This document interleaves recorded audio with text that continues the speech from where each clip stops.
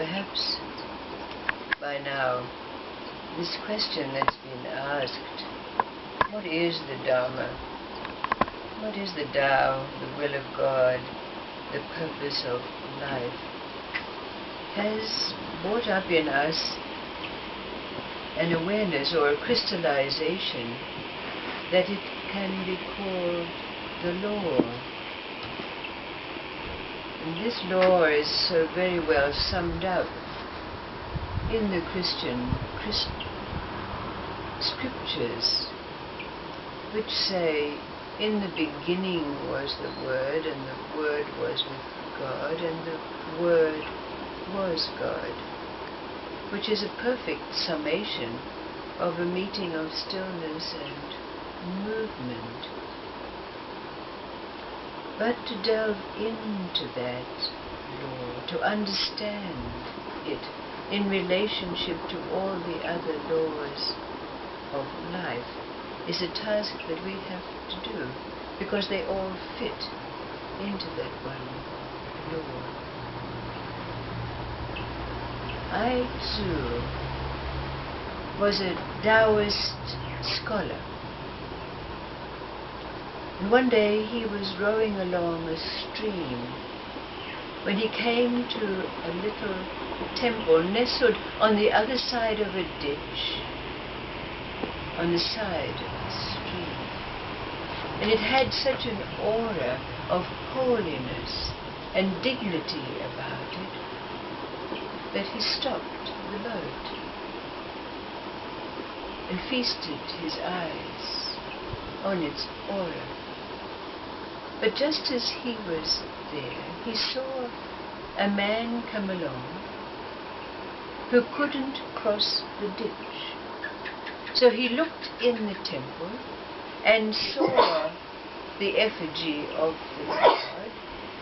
So he took out the effigy of the god and he laid it across the ditch and walked across. But just after that, a second man came along who saw the idol in the dirt and with great reverence bent down and took it out, cleaned it off with his own clothing and placed it carefully back inside the temple again. Now Ai Tzu was just about to row off when he heard the voice of what he thought must be a ghost that resided in the temple say to the god, "That first man who desecrated you, are you not going to rain ruin down on his head?"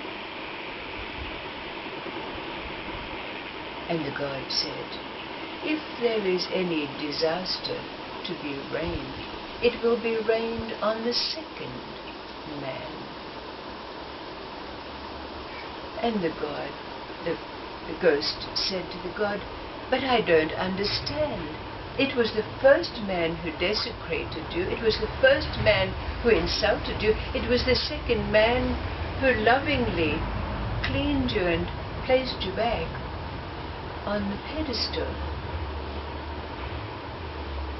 And the god replied, "The first man no longer has faith, so I cannot ruin him."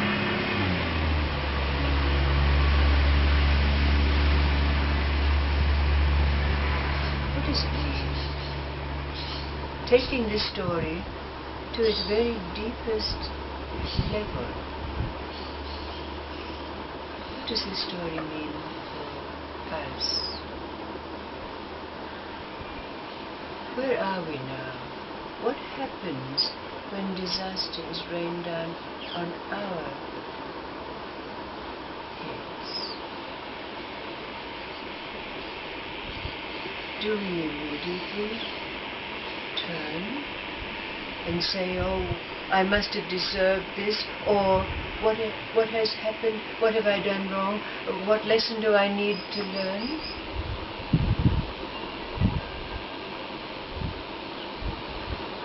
Or, as has been said to so many who have come, faith, trust, hope, pity, compassion, love, all have to go.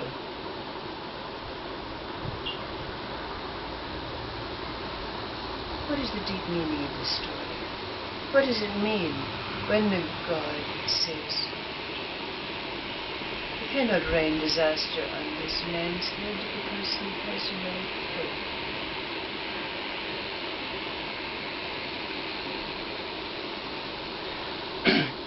When the eye is not there anymore, you can't rain disaster on it.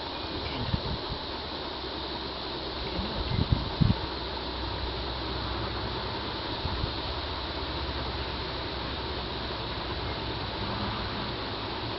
So in this place, now, where stillness and movement meet, to enact that law, what happens to all the experiences of our life? Whatever it is that happens to us,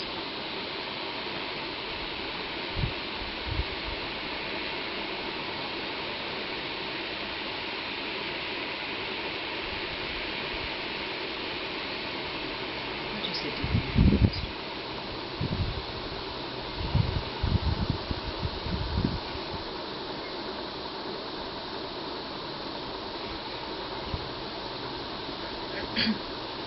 Is it that what has been useful until a certain point has to go? Of course.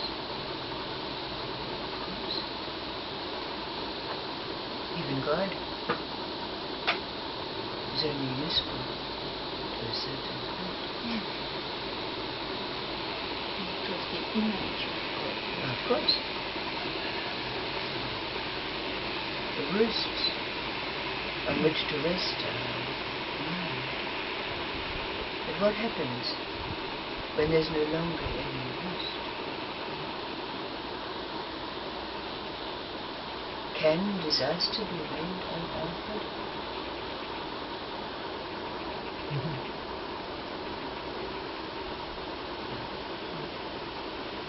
There's no enemy.